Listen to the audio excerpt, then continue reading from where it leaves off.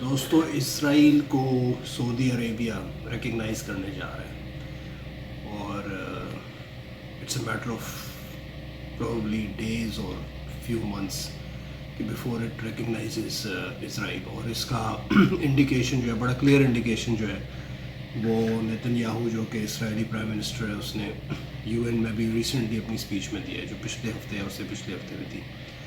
It was followed by another speech by their foreign minister. اس میں بھی انہوں نے یہ انڈیکیشن دیا اور ساتھ انہوں نے یہ بھی کہا ہے کہ اگر سعودی عربیہ اس کو ریکگنائز کر لیتا ہے تو 6 یا 7 اسلامی ملک اس کے بعد جو ہے وہ ریکگنائز کریں گے اسرائیل کو.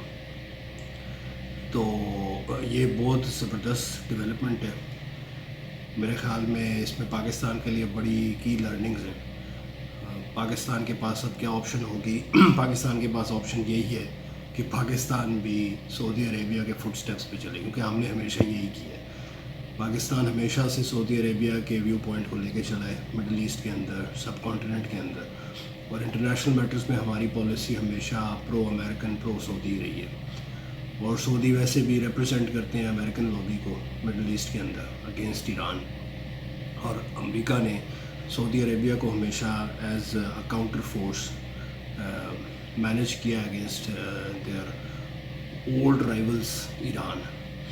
رائیول تو میں نہیں کہوں گا, امریکہ ایک بہت بڑی اکانومی ہے, لیکن یہ ہے کہ ہمیشہ سے ریزسٹنس رہی ہے. شاہ ایران کے بعد سے, جب سے خمینی نے ٹیک اوور کیا, اس کے بعد سے ریزسٹنس رہی ہے ایران کی طرف سے امریکہ کے لیے.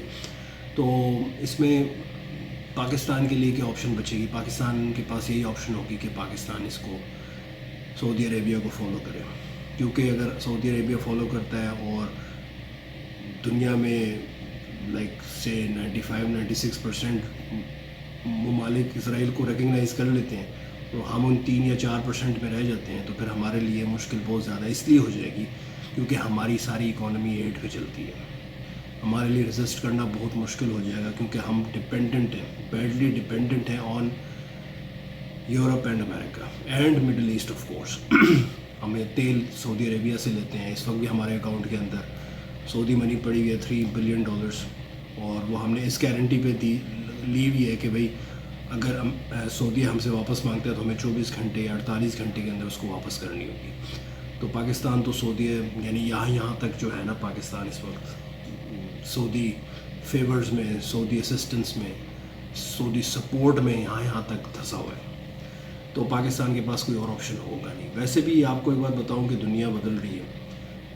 دنیا 70s 80s اور 90s کی پولیٹکس سے بہت آگے نکل گئی ہے, جبکہ ہم ابھی تک اسی وار ہسٹیریا میں پھنسے ہوئے ہیں. اب دنیا میں معیشت کی جنگ ہے. ہندوستان دنیا کے لیے اتنی بڑی اٹریکشن کیوں بنا ہوا ہے؟ کیونکہ ہندوستان کے پاس ایک بہت بڑی اکانومی ہے, ایک بہت بڑی مڈل کلاس ہے, اور ایک بہت بڑی نوجوان نسل ہے جو کہ انگلش لینگویج جانتی ہے, جو اسکل سیٹ میں بہت اوپر ہے اپنے ارد گرد کے سارے ممالک سے.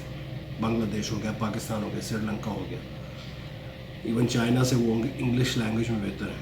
اور انگلش لینگویج جو ہے آپ کو ایکسیپٹنس دلواتی ہے, آپ کے لیے ایکسیپٹیبلٹی بڑھا دیتی ہے in European and American economies. اسی لیے آج آپ دیکھ رہے ہیں کہ انڈیا کے اندر کال سینٹر انڈسٹری جو ہے یا آئی ٹی انڈسٹری جو ہے وہ کتنی فلرش کر رہی ہے. اور بنگلور میں جو سلیکان ویلی ہے اور جو انڈین ایکسپورٹس جس طریقے سے اوپر جا رہی ہیں, ان کے ریزلٹس جس طریقے سے اوپر جا رہے ہیں, اٹ انڈیکیٹس کہ انڈیا نے اپنی ایجوکیشن پہ, اپنے عوام کی اسکل سیٹ کے اوپر, ان کی ڈیولپمنٹ کے اوپر, انفراسٹرکچر کے اوپر, ایجوکیشن کے اوپر, فرسٹ اینڈ فارموسٹ ایجوکیشن کے اوپر بہت پیسہ لگایا ہے. تو ان کی پرائیورٹیز آر کریکٹ, ان کی پرائیورٹیز آر رائٹ. ہم ان سے بہت پیچھے ہیں. تو یہ اگر اسرائیل ریکگنائز کرتا ہے اس کو, سعودی عربیہ سعودی عربیہ اگر اسرائیل کو ریکگنائز کرتا ہے تو پاکستان کے پاس کوئی اور آپشن نہیں ہوگی other than to recognise Israel and follow the footsteps of Saudi Arabia in this regard. ہمیں تھوڑا پروگریسو ہونا پڑے گا. سب سے اہم بات آپ کو بتاتا چلوں کہ دوسری جنگ عظیم کے بعد اگر پورا یورپ ایک دوسرے سے لڑ جھگڑ کے منہ لٹکا کے دوسری طرف بیٹھ جاتا اور ایک دوسرے سے بول چال ختم کر لیتے اور یہ ڈپلومیٹک ریلیشنز کٹ آف کر لیتے, تو یورپ کے اندر کبھی بھی امن نہ آتا, یورپ کے اندر کبھی بھی ڈیولپمنٹ دوبارہ نہ ہوتی, اور یورپ کی اکانومی کبھی بھی دوبارہ نہ اٹھتی. لیکن انہوں نے اپنی عوام کی بہتری کے لیے دوسری جنگ عظیم کے بعد اپنے ڈفرینسز کو سائڈ پہ رکھ کے اپنی عوام کی بہتری کے لیے نیگوشیٹ کیا، ایک ساتھ بیٹھے، اور اس کے بعد ہی یورپین یونین بنی۔ اور آج یورپ کہاں سے کہاں پہنچ گیا، جرمنی جو کہ راکھ کا ڈھیر بن گیا تھا، آج وہ کہاں پہ کھڑا ہوا ہے آپ دیکھ سکتے ہیں۔ تو یہ سارا کچھ تب ہوا جب انہوں نے ڈائلاگ کیا، بات چیت کی۔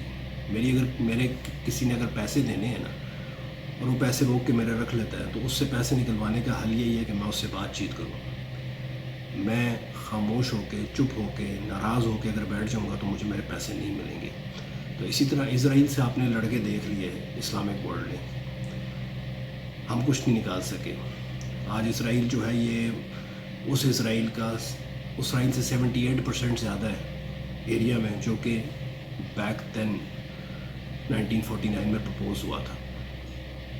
تو ہم لڑکے تو کچھ نہیں لے سکے ان سے۔ 67 میں لڑے، عرب وار ہوئی، 73 میں ہوئی، اس کے بعد غزہ گیا، ویسٹ بینک گیا، کیا لے لیا آپ نے اسرائیل سے؟ تو بہتر نہیں ہے کہ آپ ان کے ساتھ بیٹھ کے معاملہ حل کرنے کی کوشش کریں، اور یہ فورم بھی ٹرائی کر لیں بات چیت کا، شاید اس سے کچھ بن جائے آپ کا۔ ادروائز آپ you know it very well کہ آپ اسرائیل کے ساتھ لڑنے کی پوزیشن میں نہیں ہیں، کیونکہ عرب ورلڈ اور ایون ہم پوری طرح امریکن جو ہے نا، ان کے احسانات میں، ان کے فیورز میں، ان کی فائنینشیل سپورٹ میں دھسے پڑے ہوئے ہیں۔ ایون آپ دیکھیں سعودی عربیہ حوثی ٹرائبس کے ساتھ بات چیت کر رہے ہیں تاکہ وہ معاملات کو سدھار سکیں۔ تو دنیا امن کی طرف جا رہی ہے، خوشحالی کی طرف جا رہی ہے، اور معیشت کی طرف جا رہی ہے۔ جنگوں سے مسئلوں کے حل نہیں نکلنے، اس لیے ہمارے پاس یہی آپشن ہے کہ ہم اسرائیل کو ریکگنائز کریں اور ڈائلاگ کر کے معاملات کو حل کرنے کی کوشش کریں۔ اور سب سے بڑی بات یہ ہے، جن کے ساتھ آپ نے 3 جنگیں لڑی ہیں، 48، 65 اور 71 میں، and then Kargil as well, India, ان کے ساتھ تو آپ کے سب ہر طرح کے ریلیشنز ہیں۔ آپ جن کو فالو کرتے ہیں، ترکی، ان کے اسرائیل کے ساتھ بہت پرانے ٹریڈ ریلیشنز ہیں۔